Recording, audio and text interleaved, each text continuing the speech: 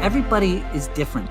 And I say that sounds obvious, but I say that a lot of the time people feel like whatever I want, everybody else must want the exact same thing. And therefore it almost like creates a subconscious feeling of lack, like there's not enough, right? I won't be able to get that because there's just not enough of it out there or whatever, or it's going to be hard to get to, or somebody else is going to get it before me, or somebody else is better at me than it, so they will get it and I won't, or whatever these different things are. But the truth is that every single person has such a unique experience and is such a unique form of consciousness that you want different things. Like my absolute perfect life is not your absolute perfect life. You want something completely unique, and you get to know what that is and let that be the song of your soul and step into it every day if you want to. And when you start allowing feeling or fears about what other people think or what somebody else might be better at it than you or anything else, instead of just stepping into the moment of choice, you're actually doing this gift of life a disservice. There are billions and billions of people on this planet. And there may be some people who don't like anything you have to say or do not align with anything that you want to create or whatever. And your message is just not for them. And that's okay. They're on their own journey, their own path, and they'll find the people that align with them and serve them or don't. But again, you have the opportunity, if you are really stepping into your uniqueness and are really grateful for this opportunity that you have to be you, you will attract people into your life who see that, who vibe with that, who align with that, and want to do the same thing. And those are the people you put your focus on. Those are the people you share your energy with.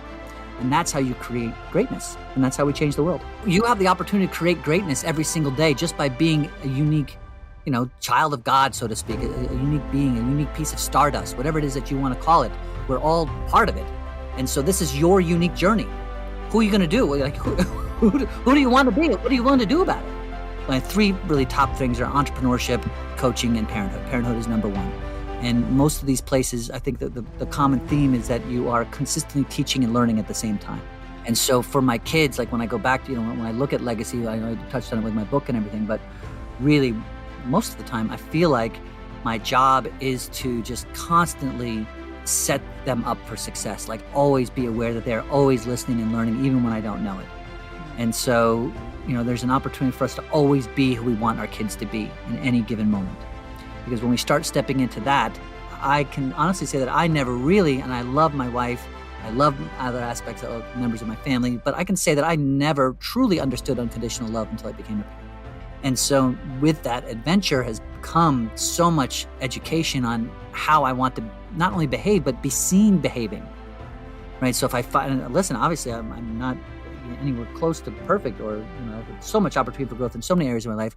And so I'll find areas where I get stressed when you have a 7-year-old who you tell to get off the table 6 times and they climb up on the table again, right? And you start to yell and get really angry, or they haven't done their homework and they said they did, or whatever. Who knows, all these different things that occur as a parent. And I find myself, like, especially during this crazy year, right? All sorts of different stuff. So I find myself what I would call a moment of rage, like really yelling at my children. And that's something I'm not proud to say, but it certainly has happened, right? And afterwards, I immediately catch myself. And this is grown from immediate. It used to be maybe 10 minutes later. Now it's immediately. And I immediately stop and I say, listen, that is not who I want to be. That is not how I want to behave. This is what happened, and this is why I didn't like it. And this is how, so I explained to them what happened. But through that, I'm explaining it to myself too, right? And I'm acknowledging where I came from, and I'm giving myself that acknowledgement and the validation. It makes sense, Ryan. It's okay that you reacted that way, everything that just happened, but it's not who I want to be. And so I explain that to them, and I'm also explaining it to myself. And so therefore, I'm teaching and I'm learning at the same time. It's the whole, again, concept of judgment versus curiosity. Am I sitting and now spending time judging myself as a bad parent, quote unquote, right? Not good enough, not doing the right job. Instead of being curious, how can I be better now? How can I be more of what I prefer to be in this moment? And when we just remove the judgment, like, listen, it makes sense. If you behaved exactly as you should have based on every single second of life that you lived up until that moment. So who do you want to be now, right? So stop judging yourself for behaving, decide what you want to do about it, and take action immediately.